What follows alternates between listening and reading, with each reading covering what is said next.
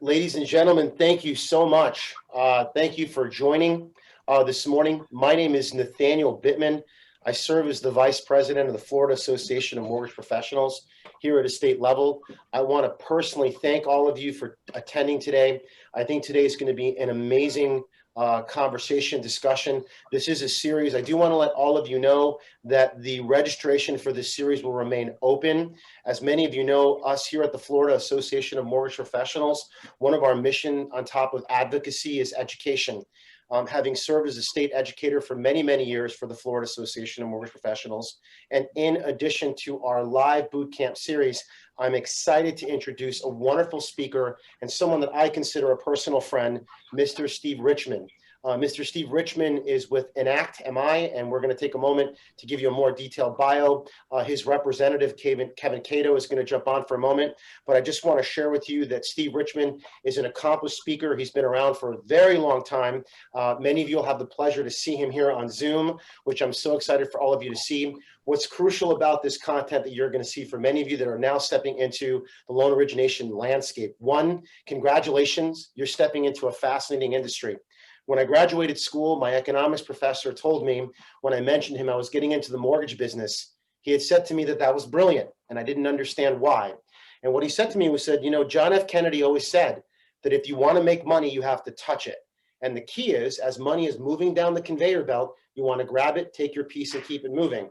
And the key is to get into an industry that has a never-ending demand for money, which is the mortgage business.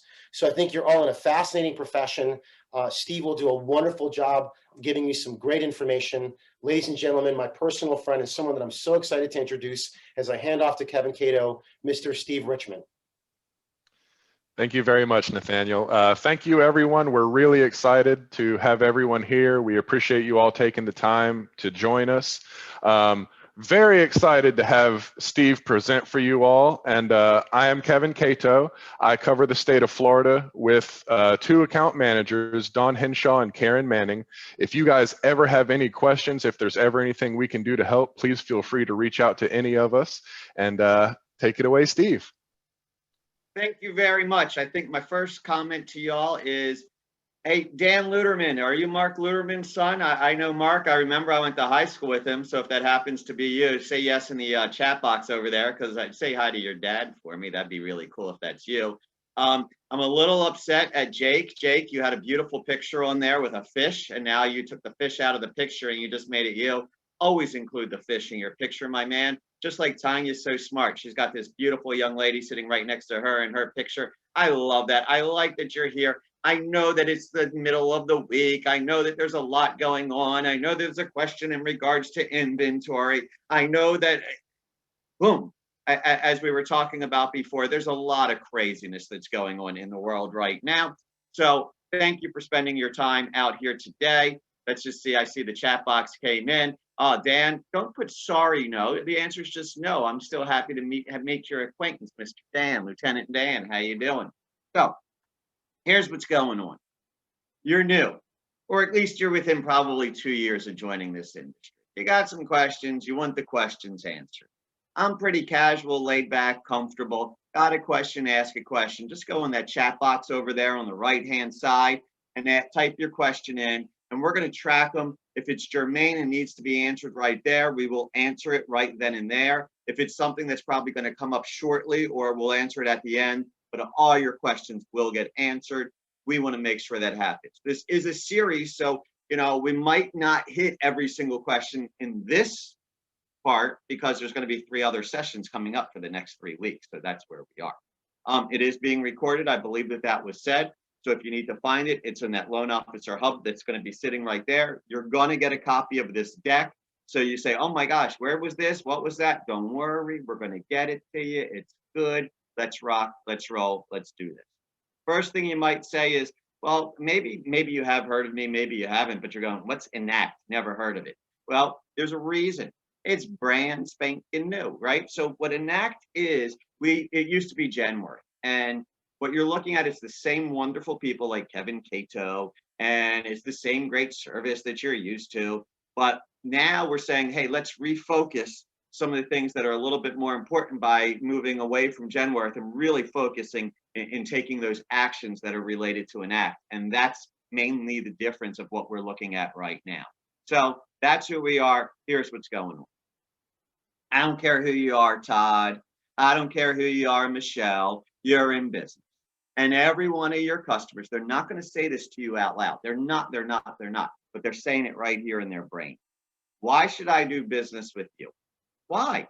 Todd, I don't know you. Why should I do business with you? Michelle, I don't know your company personally. Why should I do business with your company? So what we look at is when you are new, especially new to the industry, but you're always thinking about it. I use these two questions every day in everything I do.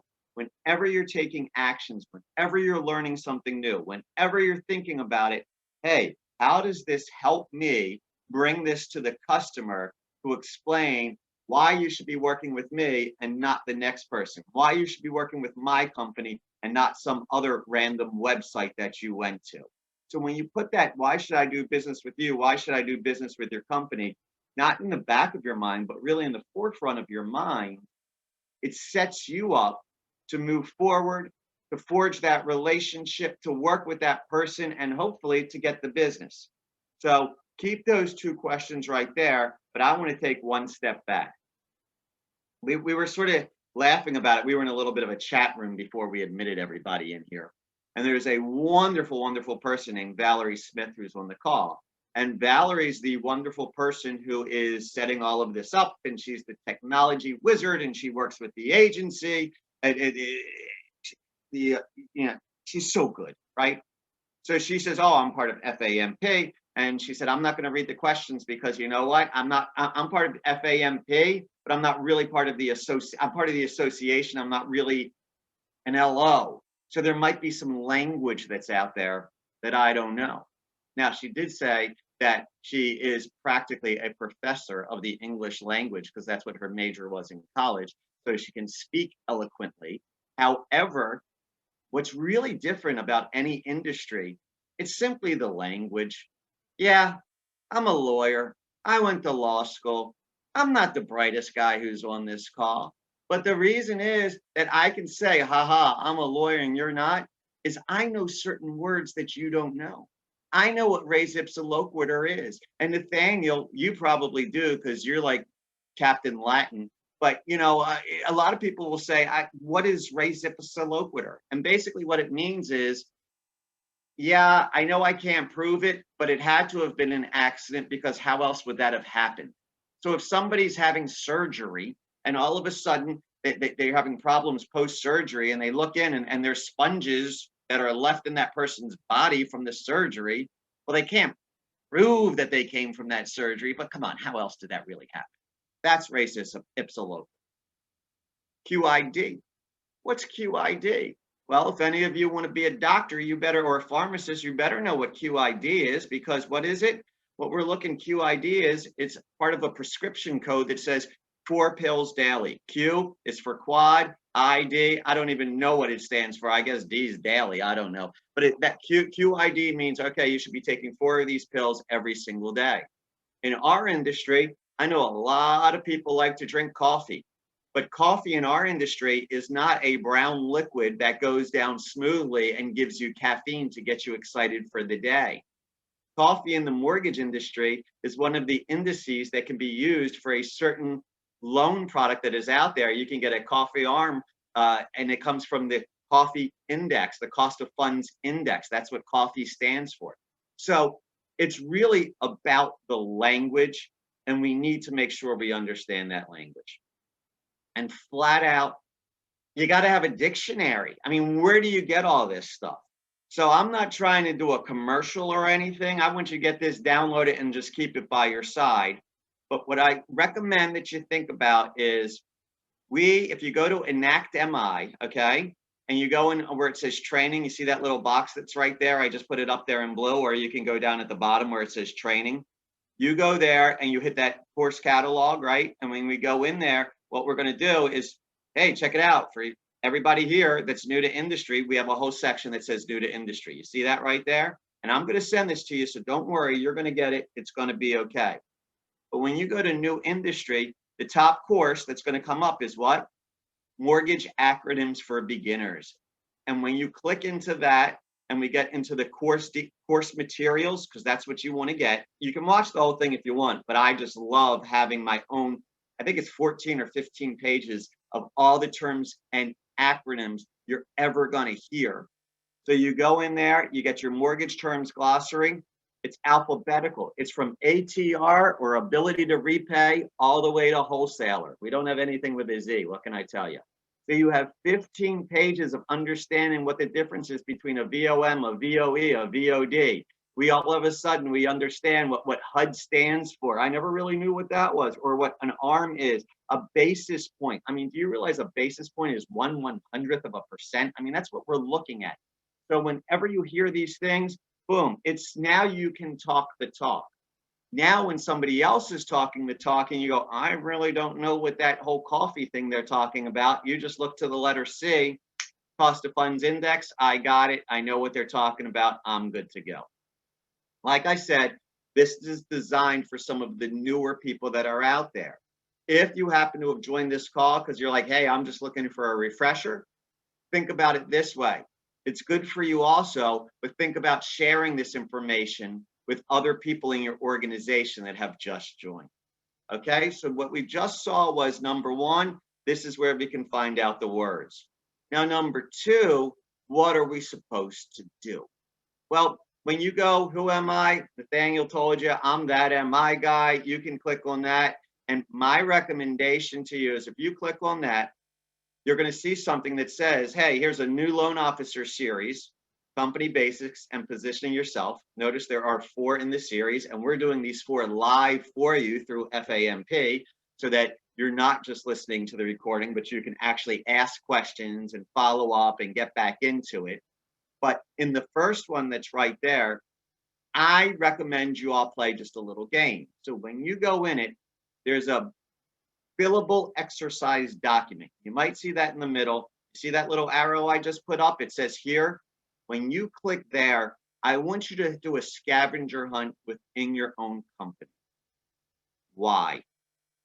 Most of the time, our company, when we go through training, and I've been doing this since like 1996, and it's usually, and I remember when I started in the industry, they gave me, it was from the Mortgage Bankers Association. It was a book called Mortgage Loan Essentials. It was a book that had a blue spiral that was around it, and that's how you open the book. And they said, you have 2 weeks, go learn everything you need to know about this book, go. It didn't like tell me how to do stuff. It just defined stuff for me. And what it really didn't do is tell me anything about my own company. So what I recommend that you do is you take this document and you can either fill it in online or you can print it out. And I'm going to go through it here with you because this is going to help. See, I know why you should do business with me. We're going to get to that. But why should I do business with your company? Well, if you don't know about your company, it's a really hard question to answer. So as a scavenger hunt, if you don't know any of this stuff, and even if you do, it's good to put it down in writing because we start to prioritize and rank it. The first thing is, and if you think about it, what's FAMP mean? Florida Association of Mortgage Professionals. So are they brokers or are they lenders? The answer is yes. So some of you work for a broker, some of you work for a lender. When it comes to the consumer side of it, they typically do not know the difference. So the first question you got to figure out is, hey, are we a broker and are we a lender? But it's got to go past that. You can't just say, hey, I'm a broker.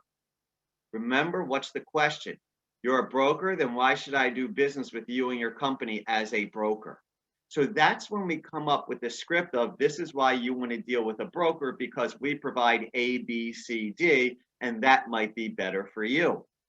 If you're a lender, why should I be working with a lender and not a broker? Well, you should be working with a lender and not a broker because of F, G, H, and I, and boom, boom, boom, boom, boom. Now, I'm not getting into the whole debate of which is better. I think every day that we have both in our industry. I think that brokers provide extra benefit in certain segments, in certain areas to the industry. And I think lenders provide extra benefits, extra programs that help our industry grow and thrive. But so I talk from an industry standpoint. I'm not trying to say one's better than the other, but from a customer standpoint, you have to know why you are and what the difference is between a broker and a lender, because they might ask that. And if we don't know it and we stammer on that answer and we're not quick to reply to that, you're going to be in a world of hurt, because as soon as they say, hey, well, I talked to a lender and I hear you're a broker, and the lender says you shouldn't work with a broker because this, if you don't know the difference between those two things and you don't have a quick response to it, it's going to hurt your credibility. So question number one, exercise one, you're a broker, you're a lender. What's good about that? Now, I don't say slam the other side. This is what's good about that. And let me tell you why the other side stinks. I'm not big into negative selling at all. I like to say the reason you want to deal with me is here's all my positives. I'm not the kind of person that says the reason you want to deal is here are my positives and let me go tell you about their negatives. So you have to make up your mind on that. When I was in college, just a few 100 years ago, we had a fraternity. I was in a fraternity, and during rush, we had a policy. Because everybody would come in and they say, what about the other houses? Same concept. What about the other lenders? What about the other brokers? And our comment was always, nice guy, nice house. So as soon as they say, well, I know so-and-so from so-and-so, oh, nice guys, nice house. We never slam. I believe in the positivity of it. So when I say, what's the difference? Highlight the positives, don't highlight the negatives, okay? So that's exercise one. Now, here's exercise two. People talk about servicing, and I remember when I said at the beginning, it's all about the language, it's about the language, it's about the language. I hear LOs say all the time, well, we service our loans. Folks, when you say to people, we service our loans, that consumer, that customer, they look at you and just nod and go, oh, that's nice, because they have no idea what that means. So the first thing is you got to figure out, okay, what is the definition of servicing? And now we've given you that whole glossary where you'll be able to go look that up. And does your company service any loans? Yes or no? Because someone eventually is going to ask you, and not only are they going to ask you, it's going to be a part of the LE, the loan estimate, to say, are you going to be servicing this, probably servicing this loan or not? So the first thing is, hey, if we don't service, I know the quick answer to that. Number two, a lot of people, they say, well, we only service 50% or 20% or 99%, right? So by knowing what your percentage is, it allows you to better answer on the loan estimate. Are you thinking about servicing and what we need to do? Are we going to be servicing it? If you service 99% of your loans, you're going to say, okay, we intend to service it. It might not. If you only service 5% of your loans, you probably want to go the other way. But if you don't understand even what that concept means and what that means to the customer, that's going to be a pretty big problem. So the second thing is, do we service? What does that mean to us? What does that look like? How do we do it? Now, this is critical. What type of loans do you do? I can't tell you how often I get questions where people will say to me, hey, do you guys do commercial loans?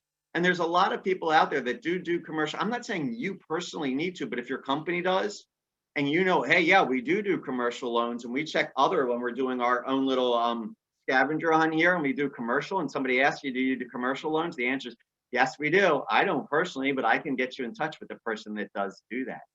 A lot of times people will come up to you and they're going to ask you questions. Hey, I'm a veteran. Do you do VA loans?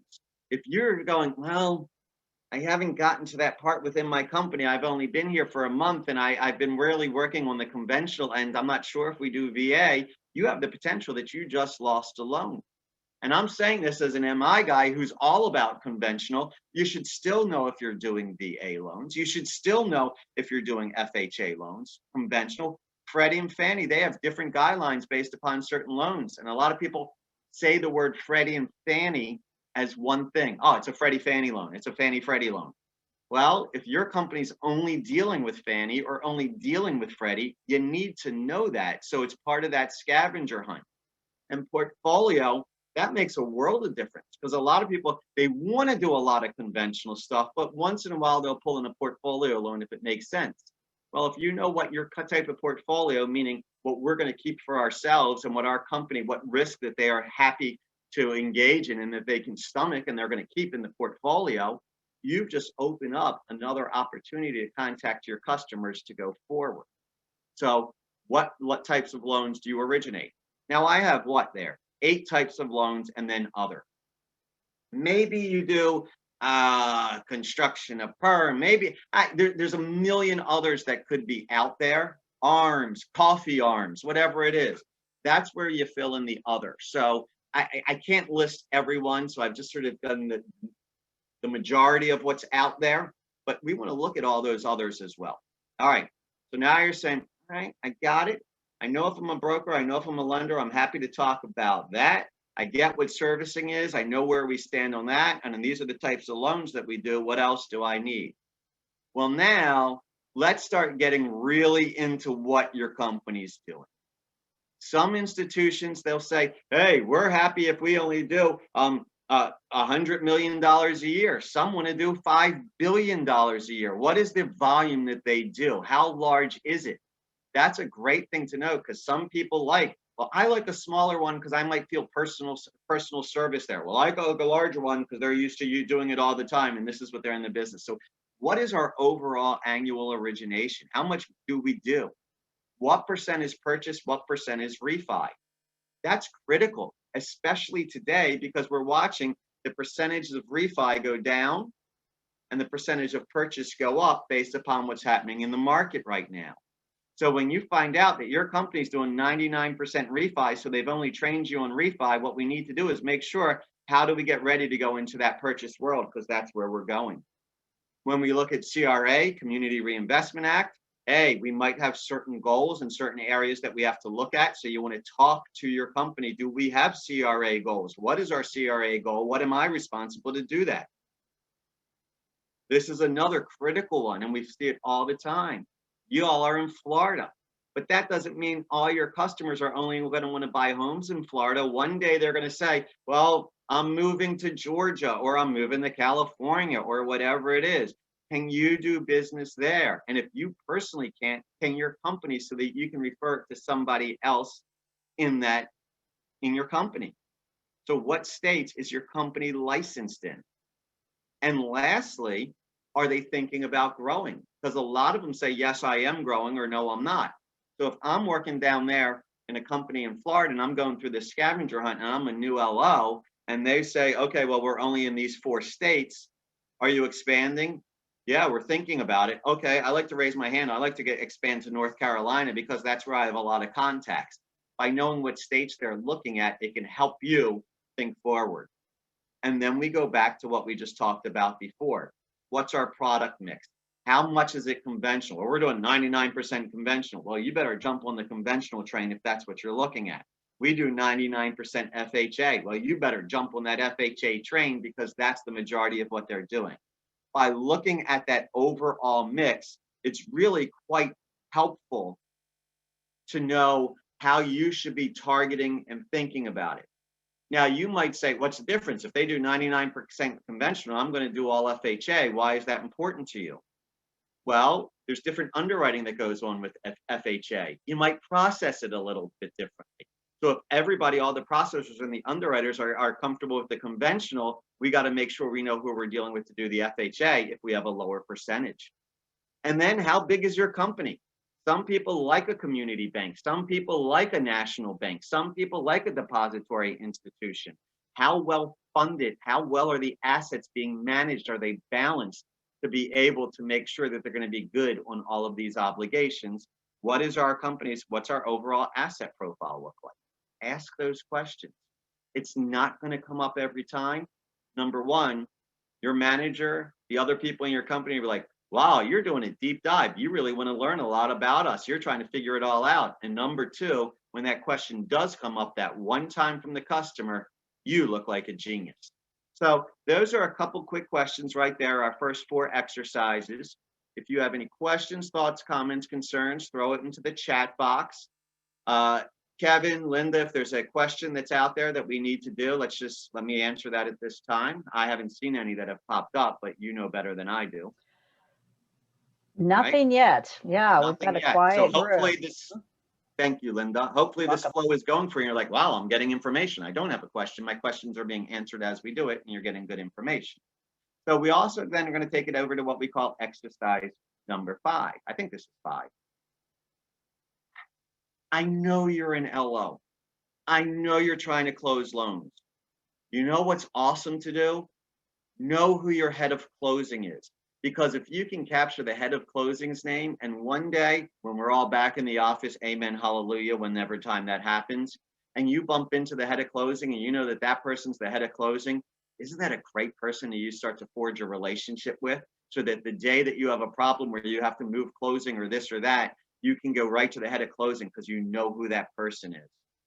Isn't it great to know who's working in HR? So if you have a question about health insurance, this, that, see, we get so myopic. We get so focused on that one area in the sales of what we're doing.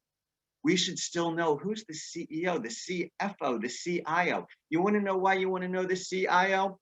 Every single person on this call within the next 6 months is going to have some type of problem with their computer. I guarantee it, because we all have problems with our computer. That's why you want to know who your chief information officer is. So when your computer goes down, you know who you should be talking to. Your head of underwriting, your head of processing, they're going to be your new best friends. So typically, what I've seen working with companies is they say, sales, sales, sales. Here's who you talk to on sales, sales, sales, sales. When we start to understand the bigger picture of our company, it works that much better. Additionally speaking, I can't tell you how many times I've had people say to me, oh, you work over at Enact? I know so-and-so. And when you say, I have no idea who that is, you're like, oh, well, they're the president. Well, then you sound really silly. You should know who your C-suite is. You should know who that senior leadership is, because when you run into people that say that they know them, when you say you don't know who the senior leader is, that tends to have a pretty big question going on in their brain. So make sure that you do that. Thank you, Deanna. I appreciate your comments right there, but make sure we get that information. Then we take it to the next step. And what's the next step? I don't know. You're going to do it with me. Okay, so that was part of exercise 4. So here's 5. I have never seen 2 companies, and so this is great if you're coming from another company or you're brand new. I've never seen 2 companies do leads identically to one another. Sometimes it's my lead. Sometimes I get company leads. Some companies have boiler rooms. Some companies buy leads. Some companies work with Zillow or LendingTree to get their leads.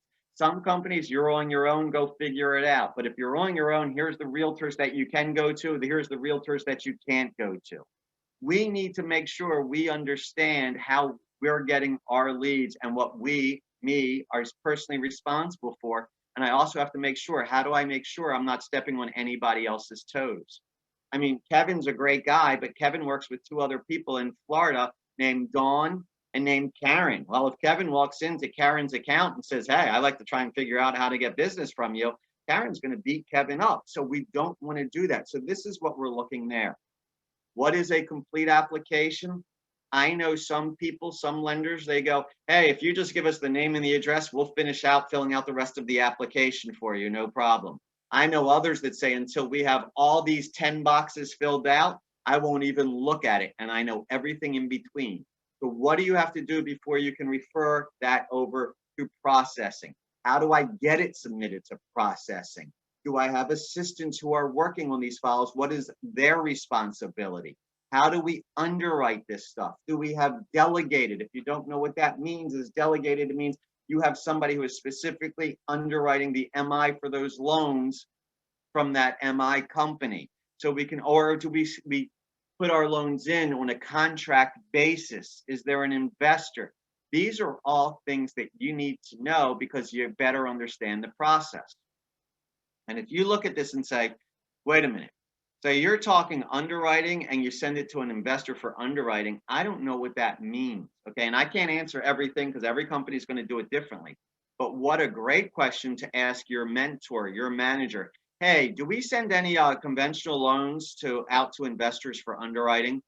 No, yes. And then you could, what a great follow-up question. Okay, well, why not? What are we doing? How do we do it? you lay it out there and they're going to say, this person is deeply engaged and they're working it. And it's the same process when it comes to FHA loans. There's something called a DE. Some people call it a DEA, but that's Drug Enforcement Agency. So now it's just DE. But and it used to be Eagles and Golden Eagles and all this stuff. But do you have a direct endorsement that we're allowed to underwrite FHA loans on our own, or do we have to send it out to somebody else for an investor? There's always a question on who's supposed to be ordering the appraisal. Is it the LO? Is it the LO assistant? Is it the processor? I know some people, they have their own appraisal departments. I know some people, the underwriter, some companies, the underwriter's ordering the appraisal. Same thing for the title. You need to ask that question to see how it gets done, because you don't want to, at the end of the day, say, okay, why is my loan not closing? Well, nobody ordered the appraisal. Well, why not? Well, that's your responsibility. Oh, I thought I was just getting the loan application. No, you're not. Same thing with post-closing STIPs. Who's going to be chasing them? The conditions. A great way to find all this out is, do we have a process map, a process chart, a process flow chart, something like that? And if they do, get it so you can see, okay, this is how it all works out. And if you're a visual learner, that will be helpful for you. All right? Fantastic. Now, I know I skipped over exercise 6. I'm going to get to exercise 6 in a minute, but I want you to do 7 first. So I see somebody just put something in the chat box. Where do I find this link? Can you post in chat? Jody, the link for where it is, I showed you at the beginning of this podcast. So what I'm going to, this webinar. So what I'll do is at the end, I'll go back and share with you where that link is so that everybody has it, so they'll be able to get this document. Okay? So, but instead of me jumping around page to page, let me recircle and get that back for you in a little bit. There are, and Nathaniel, you probably know this better than me, 200 loan programs out there, 300 loan programs, 1,000. How many loan products are there? There's a ton. The most popular originators that I know, they don't try and know every single loan program that is out there. They have their like 3 or 4 that are their bread and butter, and they know everything about those programs. Yeah, sometimes when something else comes in, then they got to go scramble to figure that one out. But I tell you what, I know these 3 or 4 like the back of my hand. So figure out, go to your company. What are the main types of loan products that we do here, so you know that that's where the customer base is coming from. And then I want you to spice up your sales. What does that mean, spice up my sales? I want you to add pepper to your loan product. Spice it up. What's pepper? Pepper is an acronym that says, here are the 6 things that you need to know about any product. And we give you on this document, Jody, a form where you can fill it all out for yourself. All right, number 1, what's a good loan product that we do? Good loan product that we have that we do a ton of is we do a lot of construction to perm. So product 1, construction to perm. What are the elements of this product? Well, our construction to perm has a DTI requirement of X. It has an LTV requirement of Y. It requires you to have so much in reserve. It's good for only 90 days because 90 days is how long the construction lasts. No, ours is a 6-month one, so that's what it is. So what are the elements? So we have the product, the element, PE. That's part of pepper, PE. Pitfalls. Hey, Nathaniel, you've been a great manager. What always causes the construction firm to blow up? Where do we see the potential problems that are there so I can look for them up front to make sure it doesn't happen? Oh, well, one of the pitfalls are you can't do a construction firm in a flood zone, so you want to look and see if there's a flood zone up front. I mean, I'm making this stuff up, right? I don't know for your specific program. So now you can write down the pitfalls. Oh, our first-time home buyer program. Well, what's a first-time home buyer program? Well, they have to have a certain income. So the pitfall is if you don't check the income up front, they might make too much money for our first-time home buyer program. So what are the pitfalls? And who is the person? PEPP. Who is the person this is designed for? This is designed for a first-time home buyer. This is designed for somebody with a lot of assets. This is designed for somebody who's going to be tapping into their 401k to show that they have certain assets. This is a program that's designed for young professionals who are just getting out of school. What's the person? What's the profile that they match to be able to go into that product so that the minute I meet somebody, you say, hi, my name's Steve. How are you? Oh, well, I'm Todd. I'm a doctor. Okay, I have a doctor loan program. That's the person that's going to be right for that loan program. So we just did product, element, pitfall, person, environment. Does this go well when rates are low? Is this a good program when rates are on the rise? If rates are starting to go up, go up, go up, are you going to want to do an ARM at that time? Is that good for a 30-year fixed? What type of environment, home values going up, home values going down? What type of environment does this product succeed in? And lastly, resources. If I have a question about this product, where do I go? Oh, well, it's right there on our link on our site of boom. Okay, now I have that link. So the minute I have a question about this product, boom, I go there. Or maybe it's not that you want to go to a link. Maybe you're sitting there and you're going, hey, you know, Carson Wilkie, that guy is an expert. That Carson knows everything about this program. So you know who I'm going to go to? I'm going to give Carson a call. So the resource for me to call on is Carson Wilkie, and that's how it's going to be. Now, Anne Marie says, I don't know Carson. So Anne Marie's going to say, okay, this is who I'm going to call on, and this is where I'm going to look it up. So you make that individualized. All right. What we've just done is talked about your company. How big are they? What types of loans do they do? Who's the senior leadership within that organization? Where do you stand on servicing? Are you a lender? Are you a broker? What difference does that make? What are the types of products that we're doing a lot of? How do I understand those 6 elements of those products so that I can memorize them and become an expert in that? Folks, we've just spent a lot of time doing those things right here. So hopefully you found that part helpful, but let's go to the next part. The next part says, yeah, you understand your company, but how about yourself? You're going to be out there, you're going to be selling, you're going to be doing this. So what is it that you need to know? And the first thing that people are going to say, well, I'm doing sales. Well, are you doing transactional sales or are you going to be relationship based? What's transactional? This is what I got. This is what the rate is. You want it? Fantastic. No problem. Have a nice day. I'm in, I'm out. Catch you later. Boom. Relationship. Oh, no. I'm going to ask you probing questions. I'm going to figure out what makes you tick, and I'm going to customize, create, and craft a solution made just for you. You're going to love it so much, it's going to knock your socks off. Now, most of you, Steve Ames, you're sitting there saying, well, of course I'm going to be doing it on relationships. It's all about relationships, right, Lisa? Because when we do relationships, what happens? Business is all about building relationships. But Denise, Sandra, while business is all about building relationships, don't forget, relationships are built on transactions. The relationship is built on the transaction. I mean, think about this for a second, Eric. Has anybody ever said to you, what's your rate? Yeah. You know what that is? That's a transaction-based question. Eric, has anybody ever said to you, what's your view on relationships? Probably not. So what we're looking at is, I'm not saying that the relationship is not important, but I'm saying you build the relationship through the transaction. And in today's world, 60% of buyers, 60% of borrowers would prefer you take a transactional approach, and that number is growing every day. Because we have so many of us that are doing everything online that we're saying, I don't even need to talk to somebody. You think it's all about the relationship? Have you ever bought a car? Julie, you ever bought a car? You walk into a dealership, Julie, if you said, hey, I want a relationship with this guy, I don't think so. Now, Julie, you say, okay, I don't want a relationship with that guy, but Julie, you ever buy anything at a place called Amazon.com? Julie's going, of course, I buy my lights. Get it? Your name's Julie Light. That's like the worst joke ever. But Julie says, yeah, I buy stuff at Amazon.com. Julie, you know who wants a relationship with you? Amazon.com. And Julie, they have a relationship with you. You know what they did? They said, hey, Julie, did you have a good transaction the time you bought that first book from us? Julie, did you have a good transaction when you bought those shoes from us? Julie, did you have a good transaction when you bought those light bulbs from us? How about we get in a relationship?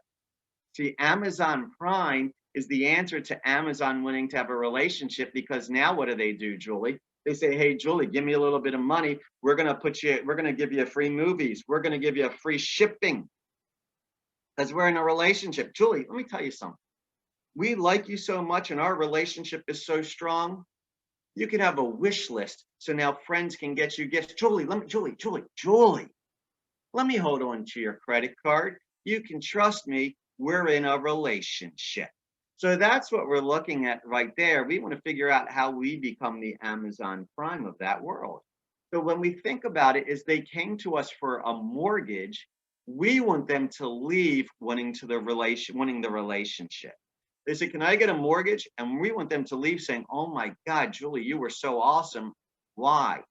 Because the average person in the United States of America is going to own 4 homes within their lifetime. The average person in the United States of America moves every 10 years, and the average person in the United States of America moves within a 15-mile radius.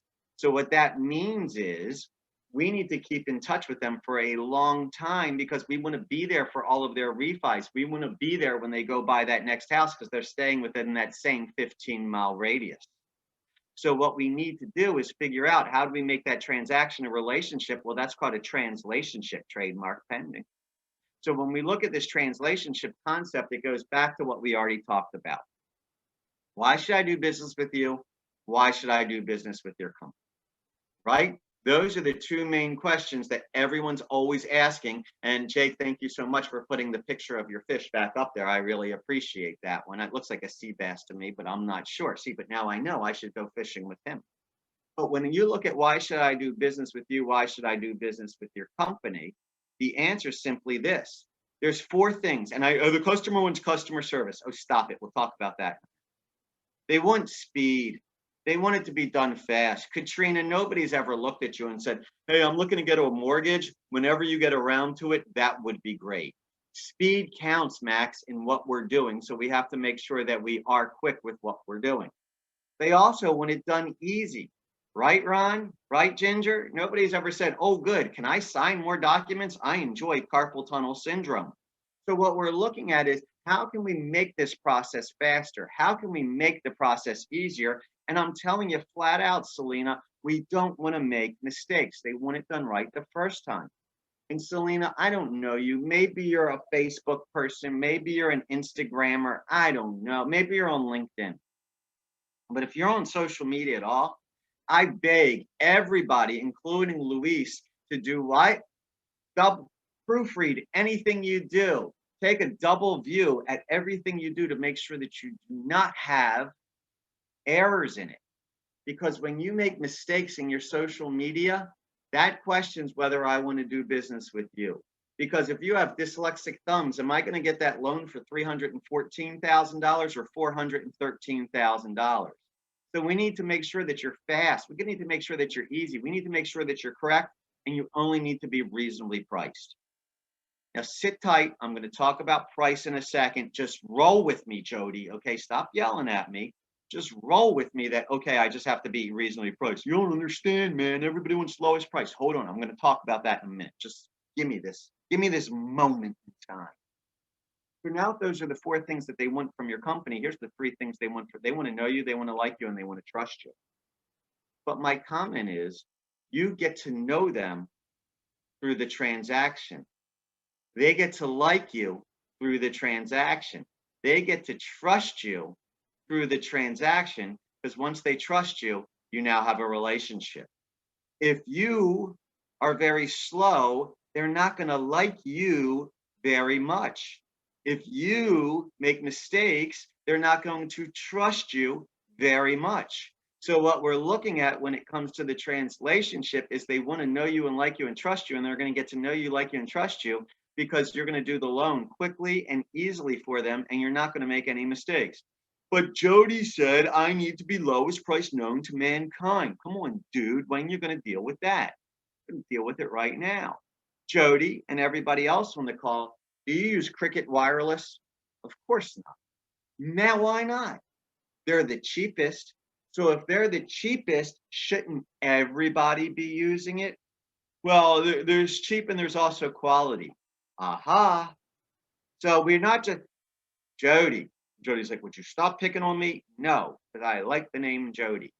So Jody, do you like beer? Of course you do. Everybody likes beer. Jody, do you drink PBR? Of course you don't. Why not? because it's just not the best beer that's out there. So we can't be drinking a lot of PBR. So that's what we're thinking right there. Jody's giving me a response. She's like, oh, would you just stop already?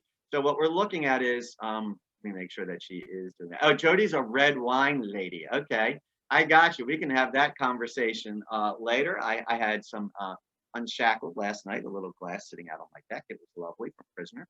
So, but right, you still don't drink the cheapest wine, the $2 Chuck all the time, because sometimes you got it. There's quality also. Do you what? Do you drive a car that's called a Nano? They should call that thing a no-no. Don't tell me if you get insurance from this guy. I don't want to know. But Jody, did you have dinner last night? Of course you did. What'd you have? You had black grouper. Why? Because Jay caught it. But if you had the black, or are you going to go do Taco Bell? The reason you're not doing Taco Bell is because you didn't drink enough PBR. My comment is, stop telling me it's all about price. It isn't. So no one's ever said, oh, when it comes to doing business, why should you do business with me? Because I'm the cheapest in the marketplace. You're not. One day you're higher, one day you're lower. You only have to be reasonably priced. You ever buy a bottle of Fiji water? There's nothing reasonable about the price of Fiji water, that you're still buying it, and you can go to the spigot and you can get your own water for free right now. So stop coming at me that it's all about price. Stop telling me, please, about how great you are. We got great rates. No, you don't. One day you're higher, one day you're lower. Everybody has the same rates. Move on. We have great products. I just told you, we all got the same products. We're all using the Freddie product, the Fannie product, the FHA product, the mortgage insurance product. They're all out there. That's why I have you listing all the products that are there, and you'll see that everybody's using the same products. And the minute you have a product that's better than somebody else, they're not copyrightable, so somebody else is going to copy the product, and you're going to have that product. So if it's not, I have great rates, I have great products. I know what it is, Steve. We have great customer service. Robin, I don't know if you know Jody, and Robin, I don't know if you know James Dudley, James Duty. But what I want you to do is go to their websites and see what it says about customer service. I promise you, somewhere on their website, it says that they're great at customer service too. Luis has never looked at a customer and said, oh, when it comes to customer service, that's not really my niche. Everybody says they're great at customer service. So if you say you're great at customer service, that's why you should do business with me. You just said I'm like everybody else. What I want you to do is tell somebody how you're different. Now, here's the key. The key for new folks. For new folks, you're going to say, but Steve, I don't know any of this stuff yet. Aha. What happens? You can say, this is how my company is different. So if the minute that you don't have the rationale as why I should do business with you, you can transfer that question. Oh, well, why should I do business with you and you guys? Oh, well, because 99% of the business that we did 99 first-time home buyers last year, and you're a first-time home buyer, and that's why you should be doing business with us. As if you're new and you're challenging yourself saying, I don't have that special thing yet, that's okay. Capture the one from your company and use it as your own. Because when you say you're different, I mean, how are you different? How's your company different? And make it provable and measurable. So, hey, the reason is because we work with a lot of first-time home buyers, or the reason is that we did 99 first-time home buyers already this year. We provide great customer service, or we have 4.9 out of 5 stars on our customer service. We can prove that that's what's measurable. You see what you just did? Even if you're new, you can make that provable, measurable thing the thing about your organization, about your company, and now you can bring it into yourself and personalize it. Hi, we're fast. Hi, I have 4-hour turn time.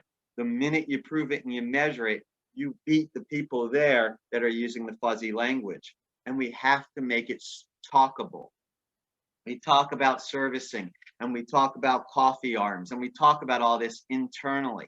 What I mean is talkable, meaning it's talkable so that our customers will understand it. Stop using terms like DTI and start saying, hey, let's see how we're going to be able to repay this loan, right? Because that's what debt to income. Let's look at what other things that you owe to make sure you're going to be able to repay this loan based upon how much you make. We need to make this talkable into a language to them that makes it feelable to them. See, feelable is, hi, we service our own loans. Fantastic, dude. Can't wait to figure out what that means.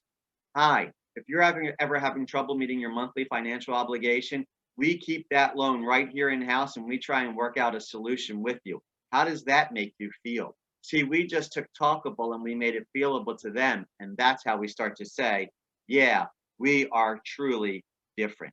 I'm different and my company's different. So that's what we're talking about right now today. We've gone for 52 minutes. I want to open it up for questions so you can unmute yourself. If you have additional questions, this is where you're going to find it. But I'm going to flip back real quick to the very beginning. Let me hit home. It should take me to the home. And we go right here and hold on. So I believe it was Jody that asked the one question, where do I find this stuff? You go to enactmi.com. You go into the training box, one of the two that is right there. And when you get there, you go under where it says new to industry series. And when you go in there, you get your mortgage acronym course. You pull that up and you get your course materials. And that's where you will see the entire glossary of 15 pages of mortgage terms.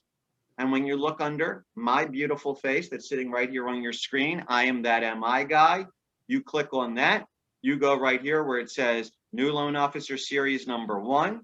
You click the button where it says fillable exercise document right there. And that's where you get that document.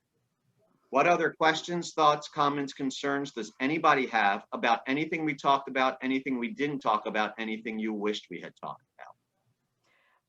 Well, hey, Steve, it's Linda Knowlton. I just wanted to point out, too, that this your presentation has been recorded, and either today or tomorrow, every FAMP member will receive this in an email. So they'll have that as part of their own personal library as well. In addition, it will be on our website. So I just wanted to make sure everyone knew that as well. Nope. Thank you so much for that. I truly appreciate that. Do you have a video that shows how to prepare a loan from start to finish?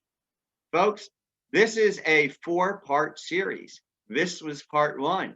Will we be talking about how to prepare the loan application and how to prepare it and how to look at it? Yes, we will. Welcome to, I think that's week 3. I'm not sure. I'm going to have to look at the flyer because I forgot which week we scheduled which one for. I believe that's week 2 or 3. I'm pretty sure it's not next week. But that is there for you, Mrs. King. So that's why we're doing a 4-part series, because nobody wants to listen to me for more than an hour at a time. Or you can go back to that page that I showed you and it's already on that page. Of course, you'll talk to the people within your own company and they can help you with that as well. A bunch of people are writing in, this was great presentation, got a lot of good information, not looking for compliments. I'll take them. But my question for you is there anything else I can help you with today? Is there somewhere we can find a list of down payment assistance? Yeah, there's a site and it's called a down payment assistance program. It's called downpaymentresource.com, downpaymentresource.com. When you go to downpaymentresource.com, and I'm going to tell you, I haven't been there that recently, so I'm hoping that it still works. But when you go to downpaymentresource.com, it says you can plug in either the city, the county, the zip code, and then it's going to ask you, and it will say, oh, in this zip code, there are these 12 down payment resource programs available. Then it's going to ask you a question. Is this person disabled? Yes, they are. Oh, now you're eligible for these 14 programs. Is this person a veteran? No, they're not. Well, now they're only eligible for these 8 programs. So it pares it down for you to make that down payment assistance program meet your customer by asking you somewhere in the neighborhood of 6 to 10 questions right there, and you can break it down that way. What I love about that for you, the person who, I think it was Lisa who wrote it, because, Tanya, I apologize. I'm getting all these messages flying on my screen right now. But the reason I like that for you, Tanya, is when you list your 4 most common types of loans that your company does, and there's a down payment assistance program that your company is not doing, that's on that plan, you need to go back and say to the company, how do I get us approved for this program? Because this is a down payment assistance program I would like us to be doing. So it's going to show you programs that you may or may not be doing, but that's a great way to do the whole pepper thing so that you realize what programs you are doing and not, but downpaymentresource.com. Any other questions? What would be the most important thing to consider when I look for employment as a rookie MLO? Max, I'm not going to answer that. I'm going to turn that one over to your association because they work with your entire industry that's down there.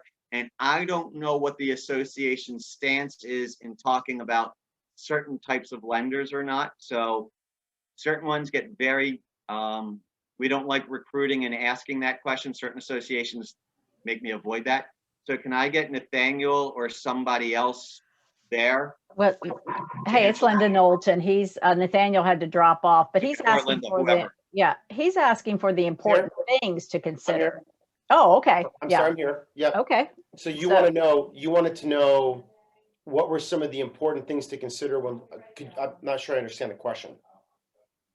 The clarity of it. You want to know, So what we're going to ask you is, Max, retype the question, giving a little bit more of a scenario so we understand it. And while you're retyping that, Deanna, what a portfolio product is it's something that your company holds and keeps themselves. So it's a portfolio. We're going to hold it in our own portfolio. We're not selling it to Freddie. We're not selling it to Fannie. We're not dishing it off to somewhere else. It becomes part of our own asset and liability base. So certain companies do zero portfolio and they sell everything. Certain hold on to a lot of loans, and that's where you can get more exceptions, and it's a different type of product. I'm going to So take a Max- guess. I'm going to take a guess at this one. The Max is asking, what would be the most important thing to consider when I look for employment as a rookie LO? I think I understand your question. I mean, if you're trying to get employment yourself to work with an organization or a company, one of the most important things that I feel that being a loan officer is like being an attorney. It's like being a CPA. It's like being a financial advisor. There's multiple roles you have to play. When you issue a pre-qualification or an approval to somebody, what you're really doing is you're telling that real estate agent gives you a pre-approval or gives you a lead for a $300,000 loan. What they're really giving you is they're giving you a lead or an envelope that if you pre-approve that customer, you're actually giving them back $6,000 to $7,000 of a commission in 30 days. So you got to be careful. A pre-approval is like giving somebody a check. So, my belief, and I don't know if Steve would agree with me on this one or not, I feel that there needs to be some form of an apprenticeship, almost like an appraiser. If you can work side by side with another loan officer that's a top producing loan officer and shadow that person and work very, very closely with them and maybe chase documents and hear, as Steve mentioned in the opening discussion, learn the language, learn the acronyms, learn how to really navigate through a variety of scenarios. That's probably the most important thing I would do. Who can provide you the time to give you proper mentorship and apprenticeship in this business, more so than just getting a job? Would you agree, Steve? My answer was going to be who's helping you develop, train you, and work with you to Right. bring you along so that you know, which is the same thing. So, Beyond the money, I mean, you almost want to think like paid training. Can I get a job and work as an apprentice in an internship fashion? If you get money with that, that's a bonus. But I would almost work for free just to be able to get the knowledge, because the knowledge in this business, working under a great loan officer, is powerful. So thank you. Yep. And his comment is, well, what about tax returns? Well, you got to look at somebody. How can I learn those tax returns? So and there are programs online right now that will teach you how to analyze tax returns and be able to do that. Folks, we're 1 minute over. I don't want to go over. You're too important. So I'm going to say on behalf of myself, thank you for being here. Hopefully you'll join us next week. And if not, tell other people to join us next week. And I'll turn it back over to Linda and she'll say goodbye to everybody. Thank you very much, Steve. This was Thank you, Stephen. absolutely Wonderful. fabulous. Yep. Nathaniel, you want to end with some final words So final words to the group. Thank you again, the MI guy. Thank you, Steve Richmond. Great content. Absolutely. Make sure you're registering for the next event. Also, please make sure you're supporting our vendor partners. Make sure you're getting a hold of Kevin. Make sure you're supporting Enact MI. Many of you, if you're in the broker community, you have the ability to, maybe request a particular MI partner. If you don't, encourage that. So we do want to support our partners in Enact. The other thing I want to recommend is get out there and look at your training tools. There's wonderful training tools on sites that can teach you. I believe, Steve, your site offers at this point right now, wonderful tools and resources for how to navigate through tax returns, how to calculate income. So make sure you're taking advantage of some of those free online tools. And all of us here at the FAMP, we greatly appreciate all of you participating. And thank you, Linda Knowlton, our president, for putting this together and having the vision and the foresight to make sure that many of you that are in the business have a platform to go to, because here at the FAMP, we are here to support you in that platform of education. So thank you, Linda. Oh, you're very welcome. And thank you again, everyone, for attending. And if you know someone that wasn't on today, please, registration is open again for the following 3, and they can go ahead and sign up for those and not miss those. Thank you all again, and we'll talk to you next week. Bye-bye.